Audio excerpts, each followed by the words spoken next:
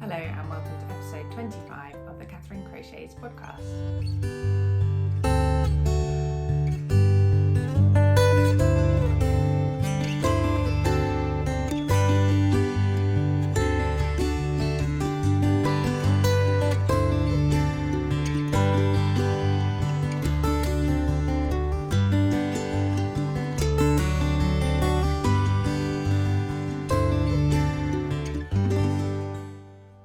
Hello, my name's Catherine. I'm a crochet designer from South London in the UK, and welcome to my crochet and knitting podcast. Thanks for joining me. It's really nice to have you all here. I hope you're all well. I've got quite a bit of crochet and knitting to share with you today. I've decided to go without any notes, but rather than having written notes, I've just got my projects on the floor next to me in order, ready to pick up and show you. I've got a few. It's been a few weeks since our last podcast. I think the last one was around about the end of March, so I didn't manage to podcast at all in April. It just went by in a flash, and I've been meaning to sit down and have a catch up with you all for a few weeks now and share what I've been up to. So I'm really pleased that I finally found time today to do it. It is, I might have already said this, it's Friday the 12th of May and it's first thing in the morning, so I'm hoping I'm going to get this filmed and edited and up on YouTube later today. So April was a really busy month. The girls had, I live with my husband and two daughters, and the girls had their Easter holidays off school, and we went to the Peak District for 4 nights over the Easter weekend, which was really nice. I visited the Peak District a few times before and love it there, but the girls and my husband hadn't been before, so it was really nice to take them there. And my older daughter's into climbing, which she goes to an indoor bouldering centre every week and climbs, but she's done it outside on an artificial climbing wall before, but she'd never done it outside on real rock before. So we booked a climbing session one afternoon as a family and went climbing on rock climbing on real outdoor rock, which was brilliant. And it was, the weather, as it's been for months here, all year, I think it was iffy on and off. We seemed to get rain 3 days, then a patch of sunshine, and then it's back to rain again. But we were really lucky that afternoon with the climbing, and the sun came out and we had a really nice time with a lovely instructor who looked after us and encouraged us and was just really nice. So that was great. That was April. Well, not all of it, but bits of it. And then obviously we've just had the coronation here in the UK too. So we've had 4-day week this week. Monday was a bank holiday in honour of this coronation, which happened last Saturday. And then last week was a 4-day week as well. Next week will be a full regular 5-day week, and I think the one after is as well. And then we get another bank holiday Monday. So it's sort of holidays all round at the moment. The weather's not been brilliant though. So they've not been perhaps what you might have hoped for, but they've still been nice. And last Sunday, the weather was it was one of those rare sunny days, the only sunny day perhaps, and the sun came out and we had a street party on our road, which was really nice. There's about 50 houses on our road, and not everyone came. Some people, I think, were away with it being a bank holiday weekend. They'd already made plans, but we had long tables out. People brought their own barbecued meat or whatever, that sort of thing that they wanted, but then lots of salads and side dishes. Everybody brought something along, put it on the tables, and you could all help yourselves. I made a quiche. I didn't make, there was an official quiche for the coronation, and I had a look at the recipe and it had broad beans in it, which I wasn't too sure about in a quiche.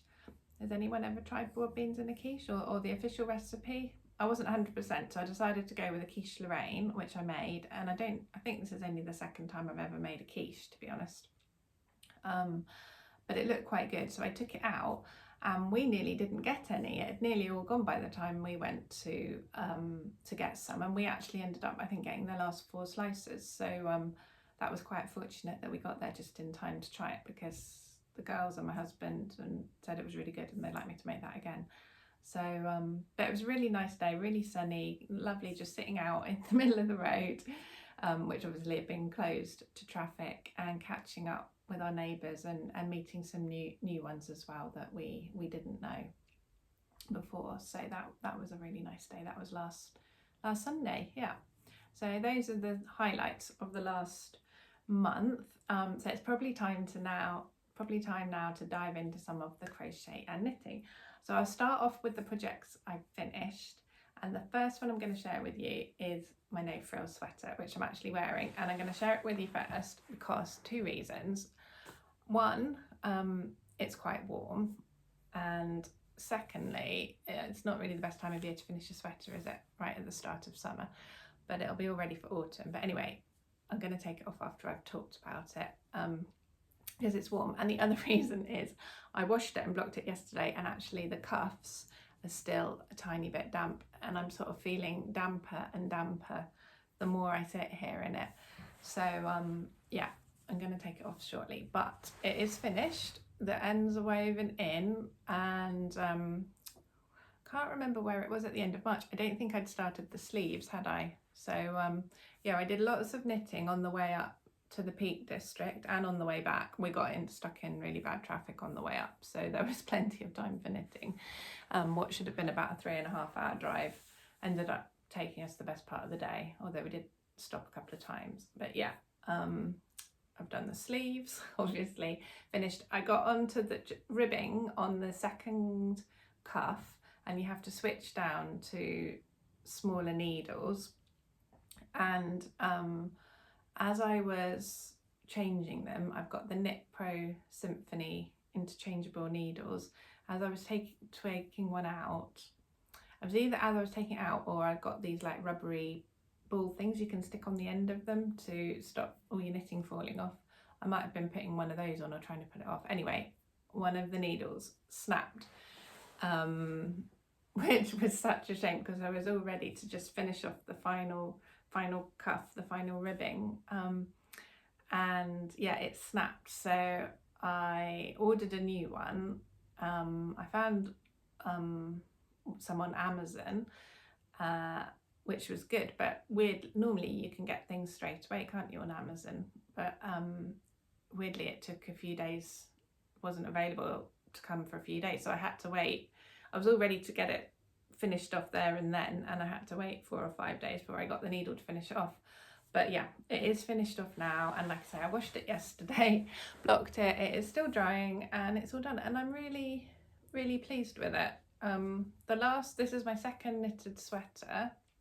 The first one I did was the Felix jumper, which I also really liked, but I did make it, I don't wear it that much, and it's because it's a little bit on the small side. Particularly it's a fit, I did it I think in the smaller size, so it's fitted, and I don't mind the fittedness, but it's the length, it's quite short, and I like mine more down to my hips or a bit longer. So this one I tried to make sure I made it long enough, and I was a little bit worried that I'd made it too short again,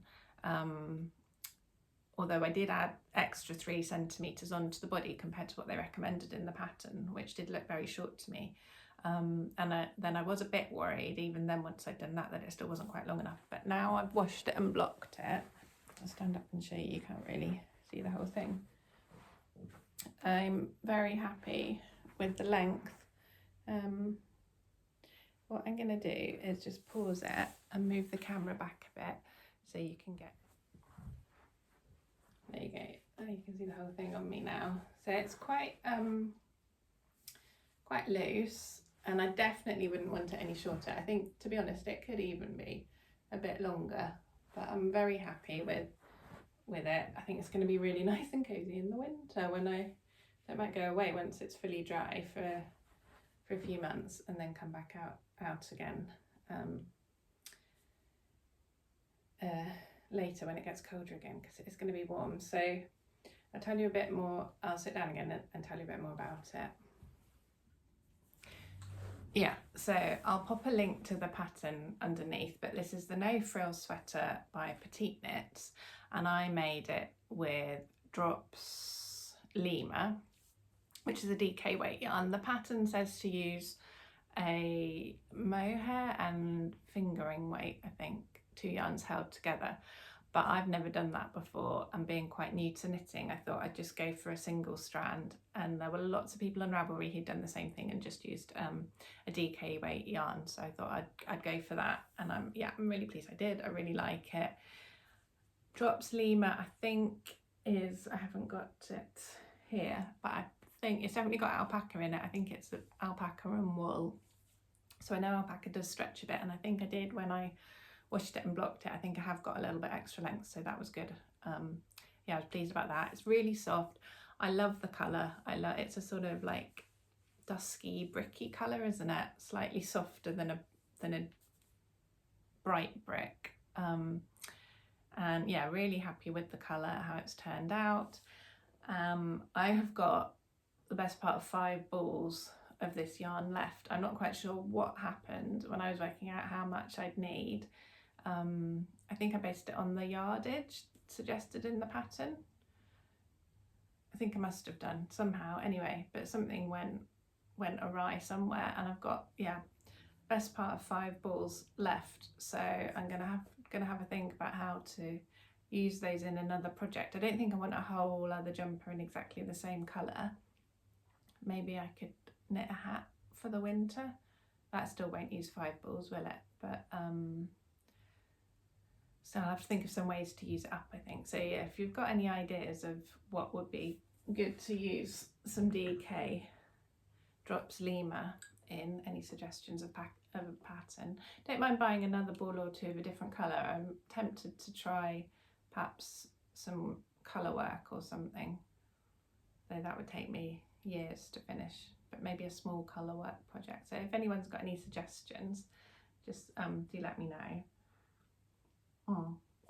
Luckily it wasn't super expensive. I'm pleased I went for the Drops Lima instead of something more expensive, so it wasn't yeah, massive amount of money that I've spent and not used. But yeah, so that's my no frills sweater finally finished. I started it at the beginning of January and finished it right at the beginning of May, so yeah, 4 months it took me, which isn't bad really, is it, for a sweater? I was knitting it with my friend Emma from Emma C Makes podcast. She's made one as well, and we started at the same time. She's a much faster and more experienced knitter than I am, and she made an absolutely beautiful one in a sort of, she did it with the 2 strands held together, and it's a lovely soft pinky peachy colour. It's really pretty. She finished hers maybe a month ago now, I'm not sure, so you can see hers in her podcast if you go and have a look, if you want to see that one as well. Yeah, so yeah, we were knitting it along together, but she finished a lot before me.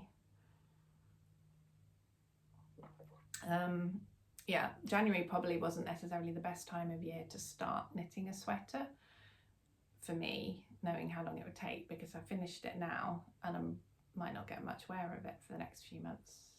But I think I'm going to have a break on sweater knitting for a while, because they do take a long time, don't they? Or maybe next one I'll do it with an Aran weight yarn. I might do another Felix. Anyway, I'm going to take this off now because I'm feeling damp around the wrists, and show you the rest of my projects. So the next thing I've got to show you, I did show in the last podcast, it is finished, and it was finished then as well, but I'm just going to show it to you quickly again because the pattern is now released. I released it last Friday, and that is for my I almost couldn't remember what it's called then. That's for my no it's not, it's for my Waltz of the Flowers blanket, not my no frills blanket. Yeah, so this was all finished last time, apart from there were about a zillion ends, but they are now all sewn in, and the pattern was released a week ago. It's available on Etsy, Ravelry, Lovecrafts, and yeah, lots of people have already bought it, which is really exciting, and I've already started seeing some hexagons popping up in different colours, which has been yeah, really good. I think last time yeah, last time I saw it was the end of March, so it hadn't been tested at that point. So yeah, I'll pop in a few of my pictures of my testers hexagons as well, because it was, I think, one of the most fun parts of designing for me. It's always quite nerve-wracking when you send your pattern out to be tested in case it all just goes horribly wrong and people are like, how do I do this? Because this is my most advanced pattern that I've designed yet, and I think the rest of my tapestry crochet patterns I've said are intermediate, but this one of my testers came back and she managed it fine. She's a great crocheter, but she said, yeah, I think really you should mark this as being an advanced pattern, because it's not difficult, I would say that, but it does require a fair bit of concentration, especially on the half hexagons. But the good thing about it is, obviously, once you've sort of made one hexagon and done all that concentrating and worked out what you've got to do, then you can just look at the hexagon and copy it to make all the other ones, and you soon memorize it. So once you've made one or two, it's then obviously repeating the same thing over and over again to make the whole blanket. And the same's true for the half hexagons. You do have to concentrate a bit when you do the first one, but then there's 6 of them all together. Then once you've done one, it's pretty straightforward to do the same process again to make the next ones. Yeah, so I'll pop in yeah, some pictures of my testers. I'll do that now unless I've already done that.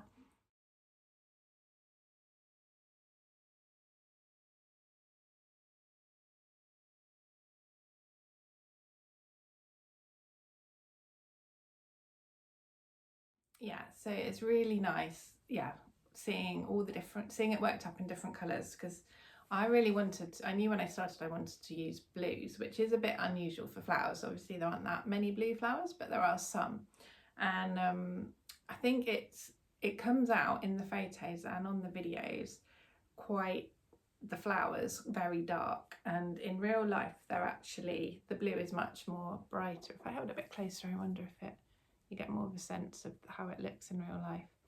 But seeing it worked up in other colours, pinks and reds and those sort of colours, and particularly colours with a bit more contrast, because there's actually 2 different blues used. So there's a colour right in the centre, and then for the flower itself there's 2 different blues, one for this bit and one for this bit. But yeah, when people have chosen more contrasting colours, I think it really pops a bit more and shows up. So it's been really nice seeing it worked up in different colourways. So yeah, if you want to grab a copy, it's on Etsy and Ravelry, and I'll pop a link in the show notes below. And there's links in the pattern to tutorials explaining the sort of key tapestry crochet techniques and showing you how to do them, or you can just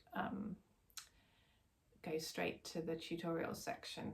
I've got a tutorials playlist on my channel, so you can see all my tutorials there as well if you want to have a look and see what you're doing before you start.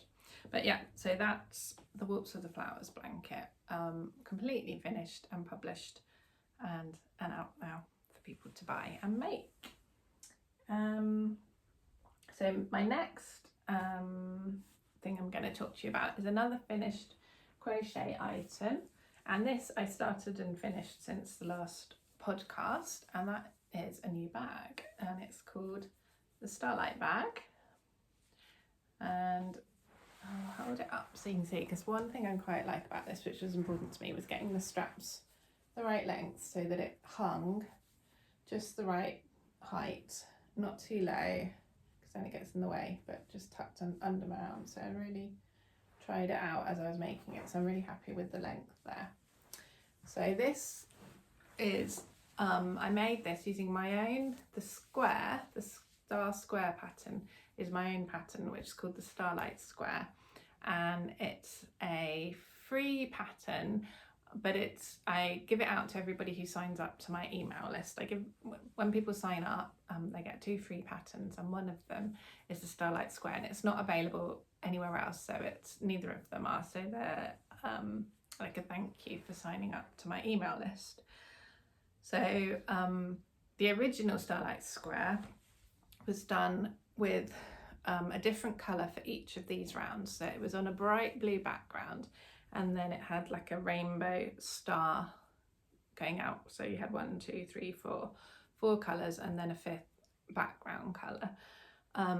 But what I did here obviously is just used 2 colours alternating to make the square. So the central bit up to there, the tip of the dark star, is made with my Starlight Square pattern. So I made 2 of those, 1 for each side, and then I have just gone round with rounds of these are half double crochet, and then it's got it's not just seamed 2 flat sides together, it's got a bit of depth to it down the side, so there's like a strip running round the sides and across the bottom and up the other side, and then joined on 2 handles. And I made this with Yarn and Colours Epic yarn, which is an Aran weight cotton yarn. So yeah, these squares did work up bigger than I was expecting. I was planning on making a few of them, but when I made them, they were so big, I thought actually 1 square is going to be enough for each side of the bag. So it's quite quick, very quick to make really, because it's such a thick yarn.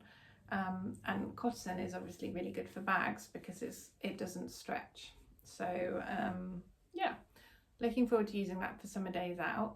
I am writing up the instructions of how to make it, so how to get the pattern for the Starlight Square, and then how to take those 2 squares and turn them into a bag. I'm writing up the instructions of how to turn them into a bag. I'm putting it on my blog, and I'm hoping to get that up today as well. I'm not sure what will come first, the blog post or this video, but as soon as the pattern is on the blog, I'll link it below as well anyway, if this video does come out first. But I think I'll try, and there's not much more to do, so I'll try and get that out so it's ready to go with the blog. So if you would like to make a Starlight bag, check out my blog post, and if you just want to make a Starlight Square and use it in some other way, then you can get the pattern for that as well by signing up to my email list. So I'll put a link for that below as well. So yeah, I'm just looking forward to using this summer. We just need the rain to go away really, so we can have some more days out. So having cleared a few WIPs out of the way, I haven't got that much more that I'm working on. I've got one more work in progress to show you. There is another work in progress, but I've only done a teeny tiny bit on it since I last showed it to you, so I don't think I'll show you that one today because it's not much has happened on it.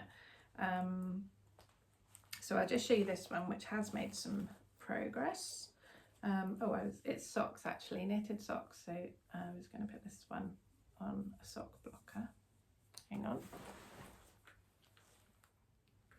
Right, that's better. They look so much better on sock blockers, don't they? So I finished one sock, and I'll show you where I'm on the other one. So I think I'd started this one last time. I don't know if I'd done the heel or not, but this is with the yarn that I got at the Unravel Yarn Festival in February this year, and it's from Fruitful Fusion.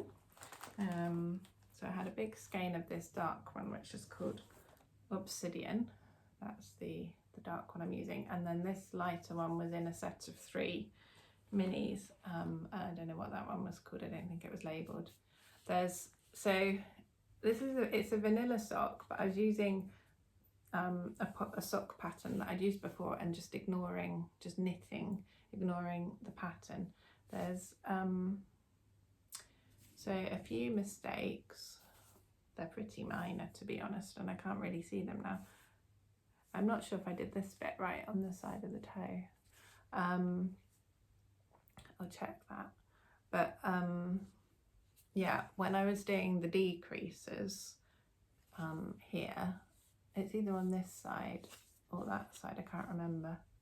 one of them. Oh, here as well, it's quite loose. I can't really see those stitches where I picked them up down there. They're a bit stretched. I'm not sure if I did that in the best way. Should say as well, this is only the second pair of socks I've knitted. And I did my slip knit SSK decreases wrong as well, which I realised afterwards. So on sock number 2, I think I did them right this time. So I am on the foot now. I've done the heel. Ooh, it's hard to show, isn't it? So it's cuffed down, started at the top, I've done the heel, and now I'm coming along on the foot. So I'm hoping to get these finished, or this one finished soon, so then I have a complete pair, because my daughters would like me to knit them socks, and I've bought a second pair of, or a second, do you call it a pair? A second circular needle like this, so I'm planning on knitting them at the same time on separate needles. So one daughter has asked for Pigeon, the Pigeon yarn from West Yorkshire Spinners, which I've got over here actually, this one. So I'm going to knit those up for her, though I haven't really got a suitable contrast colour for cuff or heel or toe, so I might have to think about that, because I think they look better when you use a contrast colour. So if anyone's used this and has a suggestion of what would be a good contrast, like a name, yeah, let me know. But that's going to be for my older daughter. Younger daughter actually wants she wants exactly the same as this. I think I'll have plenty of the dark colour, but she's going to have different toe and cuff for hers. Yeah, so pleased with that. Looking forward to having another pair of hand knitted socks. The other things I had to show you were not knitting or crochet yet, but when I was in the Peak District, we were staying near Bakewell, and as we were wandering around, I noticed there was a wool shop there, so I popped in, and I can't remember the name of it, but it is, I think, the only wool shop in Bakewell, so if you're ever there, you'll know which one it is. Went in, they had lots of yarn, commercial yarn, and they also had a basket of hand-dyed yarns, so I had a rummage in there and bought these 2 skeins, and they are from Peak District yarns. We were in the Peak District. There you go, she's on Instagram. This one is Aubergine, which is quite self-explanatory. I really love that deep aubergine colour. And this one has got a very strange name. It's called The Colour of Fleas. I'm not really sure why. Does anyone know why? Got any ideas why it might be called that? Let me know if you know. Is that the colour of fleas? Don't really know. But anyway, it's very pretty. They're not actually exactly the same fibre content. This is 80% merino, 20% nylon. And this one, you can sort of feel it actually now, but I didn't notice when I was buying it, is 75% blue face Leicester and 25% nylon. But they're both 4-ply yarns, so I'm thinking I'll use them in some sock projects. I've also still got the 2 skeins that I got from the Stitch Festival in March to use. So I've been looking recently at all the yarn advent calendars that people have been releasing, and getting extremely tempted, but they are expensive, quite a lot of them. Some of them do have cheaper options, but not all of them. And to be honest, I don't think I get through my yarn fast enough. I think even with the best will in the world, I'm not going to get through what I've bought recently this spring, probably by December. So I've decided I'm going to be good and not buy an advent. I probably knew that before I started looking, but it's always nice to look.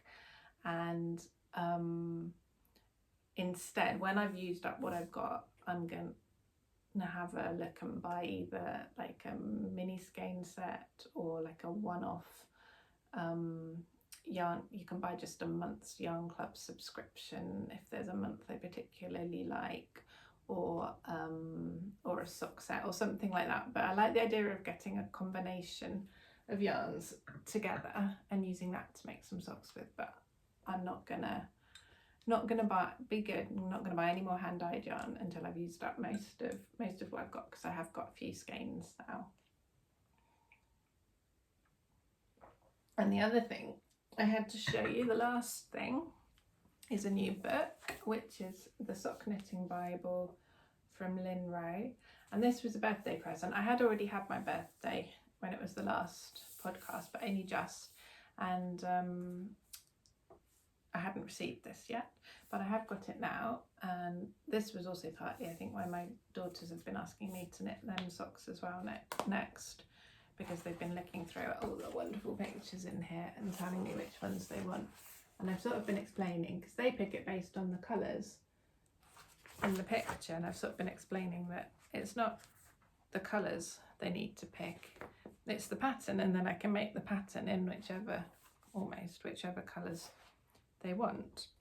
I really fancy just making some stripy socks next. Yeah, but like I said, older daughter wants the pigeon yarn, younger daughter, she keeps changing her mind, but she does, I think, want the same or similar yarn to what I've done before. My older daughter, she's 12, and her feet are a size 6. Mine are a size 8. So I think she's going to pretty much need just full-blown adult socks. So that will take a full-blown adult amount of time to make. Younger daughter is currently size 3. These are UK shoe sizes. I don't know what they are in anything else. Yeah, so I'm thinking for her I can probably get away with slightly fewer stitches. I'm going to have to do, hopefully this book will advise me on how to make smaller socks for children as well. I'm sure it does, because it seems to be completely comprehensive. So I'm going to have a read through here and find out what I need to do to make smaller socks for my younger daughter. So hopefully next time I see you I might have finished those socks and started some new ones. And that's about it for today. Sometimes at the end of my podcasts I chat a bit about what I've been listening to. I haven't really been listening to any audiobooks this last month. Don't know why, I think I've just been listening to other things. But I have been listening to a podcast from, I think it's also on BBC Radio 4, and it's called, I should have checked this all before I started talking, it's called, what's it called? Lady Killers, and it's with Lucy Worsley, who is a historian, and she does a lot of programs on TV about history. She's really good, if you haven't seen her or you're not in the UK. And but this series of podcasts is all about female murderers from the UK, mainly the UK, but also some from North America and some from Australia, from I think mixture of 18 and 1900s, 19th and 20th centuries. And she looks at them though from a kind of feminist perspective and asks, you know, would things have been different now? Would they have been treated differently? Looks at their motives.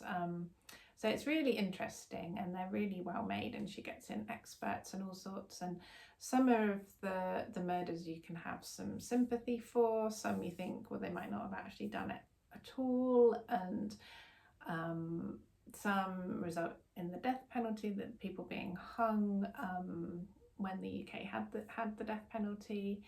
And yeah, so there's all sorts of reasons, and they're really entertaining and interesting to listen to, and some of them obviously are really sad as well. But yeah, I've been listening to that, so if you like that sort of thing, feminism, history, murder, then yeah, give it a listen. give it a listen. It's really good, and there's a new episode out I think every Monday, so I think it's there's a few more to come still in this series. Well, I hope you've enjoyed the podcast. It's been lovely chatting with you, and let me know what you're working on at the moment in the comments, and where you've been watching from. It'd be lovely to hear from you. And take care and enjoy all your crochet and knitting and whatever else you're up to until next time. I'll talk to you again soon. Thanks for watching. Bye bye.